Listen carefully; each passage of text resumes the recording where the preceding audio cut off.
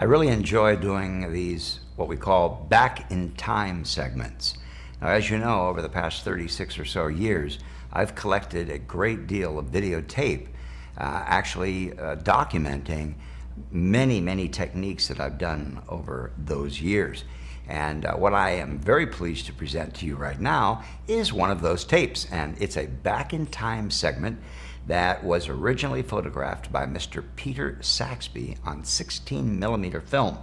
And in this reel, there are several projects that I worked on during the late 1960s and throughout the 1970s, prior to the opening of my makeup school in Hollywood. So I think you'll enjoy seeing these. So let's now go back in time. Here's a very young Joe Blasco on the left with his big bushy sideburns, applying some non-sterile rolled cotton to a young man's face here. And this is actually Naturoplasto, which is very much like today's Pierce wax. This is how Jack Pierce created the first Frankenstein monster, using construction techniques with a piece of cardboard like this, or at least it's reputed that he did it this way. And I'm actually doing it to see if it actually does work. And in fact, when you see the finished product, you'll see that it does work quite effectively. That's David Dittmar. He was one of my first apprentices. You see the picture of Jack Pierce and Boris Karloff in the back doing the Frankenstein monster. Look at that mustache that I'm donning there. Pretty amazing how that was the trend and the mode of the day, the long haircuts and the mustaches and the mutton chop sideburns. Now here you see all of the cotton being, after it's been coated with latex. You see that cardboard top on top of the head. It's quite interesting. And you know, in all honesty, you know, these were the forerunners to all prosthetic makeup, and these were the types of makeups that were created back in the 20s and the 30s and the 40s, construction makeup by the pioneers of makeup artistry. Now, after we've dried all the latex that was painted over the cotton construction, I'm taking white pancake, and I'm using various colors of Stein's theatrical powders to highlight and shade the various the raised areas and the depressed areas of the construction makeup that I did. It has a very unusual look, as you can see, by the way that the highlights and shadows are following its contours. Then I coated the entire makeup with plastic sealer, and I cut the top open, because how else is Dr. Frankenstein going to get the brain into the head, right? So I cut the entire top open, and now I'm actually I'm actually sewing it shut. Sewing it shut with a carpeting needle, an upholstery needle, and upholstery thread. And you watch me pull it through here. Obviously, these are makeup suturing techniques, not medical. Oop, I think I got the thread caught on his nose there. There we go. I'm pulling it through the rest of the way. And I sewed all the way around using the carpeting thread and the needle. And then we made his face very pale and dead in appearance with the use of some lighter white titanium dioxide powder, which I made at the time by mixing talc and white pigment. And now all I'm doing is going around and accentuating a few of the shadows and deepening the shadows a bit. And so is David there. He's highlighting, there we go. Yeah, he's highlighting there. Wait. Now we're gonna switch to another makeup now. This is something. This is all wax construction over a bulb cap. And those teeth, this is all under construction, right? This is not a finished makeup. This is the under construction, so to speak, the skeleton of the makeup. And now you're about to see what it looks like after it's finished. There we go. That's with the application of more wax and molten gelatin, different types of colored gelatin. And you can see that the fossae, the depressions of the eye areas, have all been shaded down. And I've allowed some of that gelatin to drip from the forehead down onto the cheekbones. And this was from a movie called Hannah, Queen of the Vampires. And I'm powdering over everything here just to take away some of the shine and to give it a kind of a bloodless kind of look. And in some areas, I want to retain some shine. In other areas, I want to pull the shine away. So in those areas that I'm wanting to pull the shine away, I put the powder, and then with a little sealer, I go over it with a little sealer to bring back the shine wherever I want it. Today, Matthew Mungle makes a really good sealer called Shiny Sealer that works quite well for that sort of thing. You can also take castor oil and go over it with castor oil. There you can see that there are certain areas that I've brought back the shine to. And okay, now we're going to another makeup project. No, this is not The Mummy. This is Chase Cordell from a film that I did called Track of the Moon Beast. Track of the Moon Beast. And what we're doing here is I did this entire bodysuit in 5 days. We were literally up 24 hours a day to get this done, and we had to do this very quickly. We didn't have time to make body molds or any of that sort of thing and to do sculpting. So what we did was we put this jumpsuit on him. We first wrapped him in bandages, put the jumpsuit on him, coated the entire jumpsuit with latex, dried it with a hairdryer. There you can see the jumpsuit is now rubberized, and I'm putting an adhesive on it, and I made sheets of scales. And my assistant is helping me to glue the scales onto the skin of the rubber suit.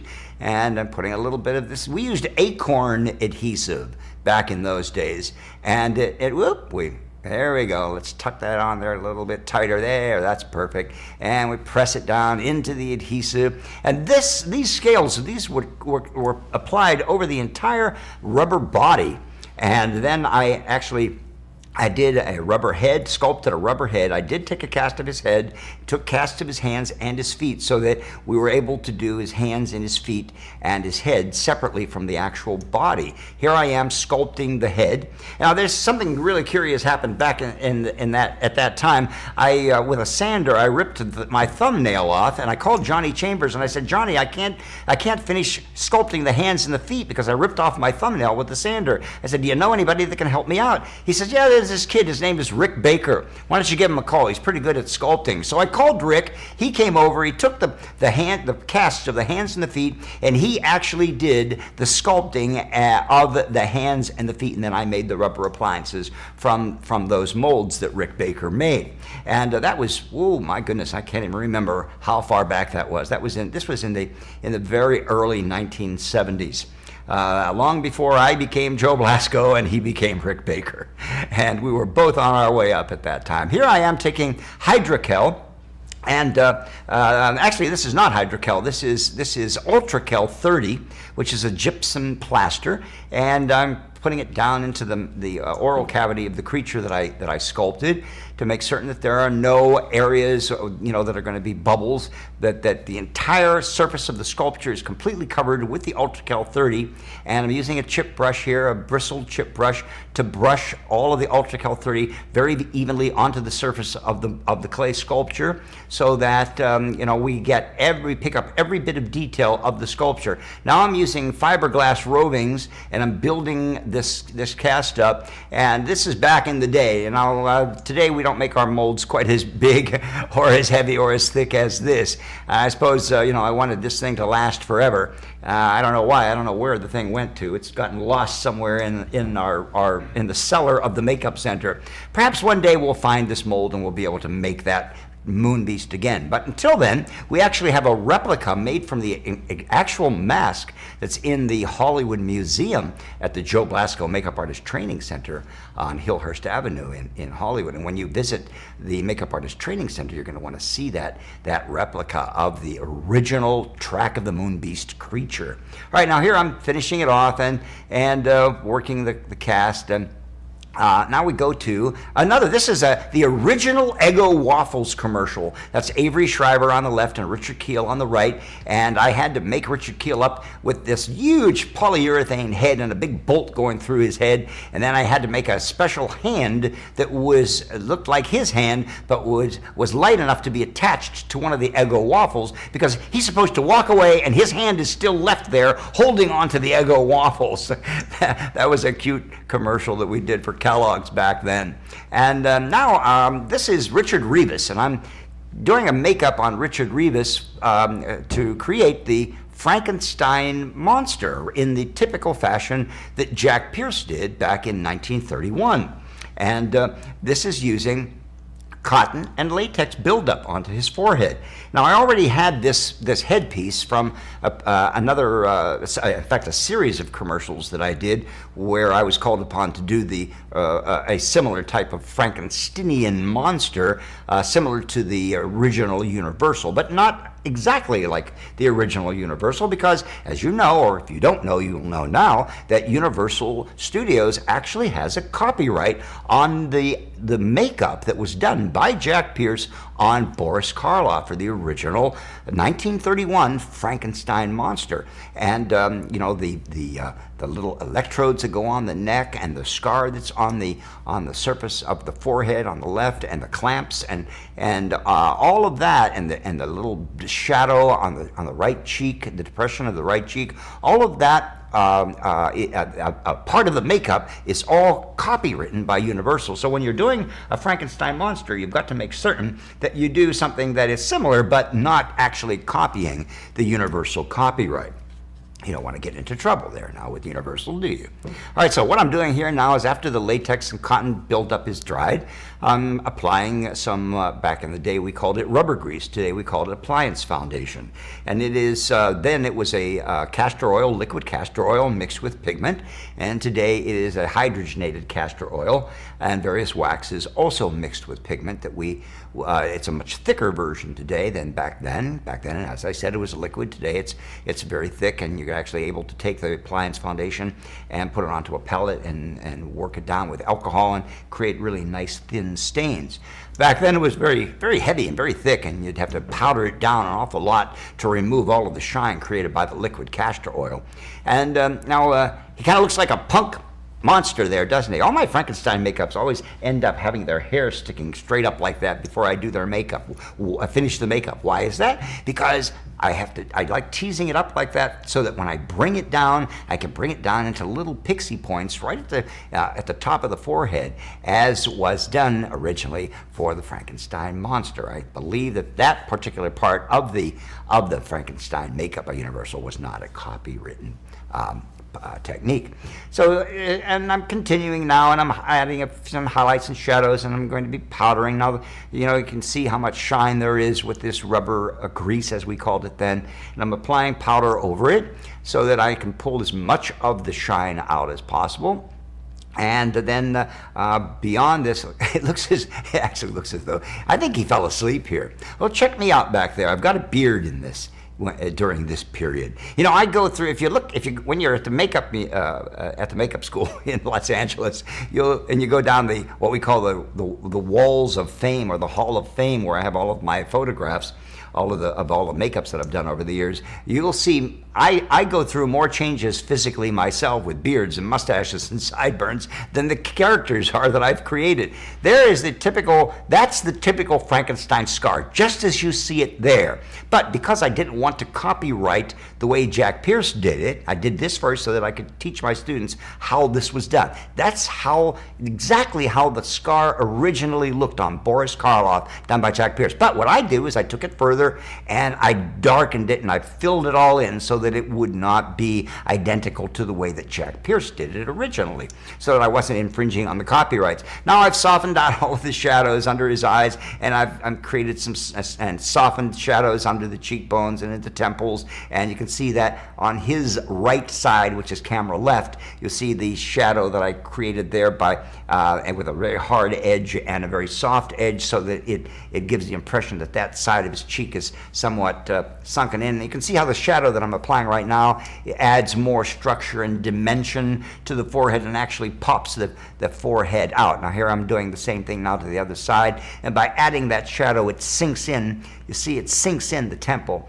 And now I'm doing a little more work with the hair here, and I sprayed a little adhesive onto the forehead, and now I'm bringing the hair forward, and I'm going to push with the comb. I'm going to push the hair right down into the adhesive, and we end up with a Frankenstein type monster. All right, now you can see how that actually conforms quite nicely to the back of his neck, and you have to make it so that it doesn't look like he's wearing a shoebox, And you can see where the rubber grease ends on his neck, and I carry that around to the back of his neck prior to his going on the set. And now, this makeup was actually done at the makeup center, and I did this makeup so that my students would be able to see how the makeup for the Frankenstein monster was done. Here I am carrying the rubber grease all the way back. You can see the little electrodes that I made out of foam right there. They are unlike the ones done by Universal because we didn't want to infringe on the copyright. Here's a little more of that medical adhesive, all right, that we're putting onto the skin just to make certain that the hair does stay down throughout the rest of the day.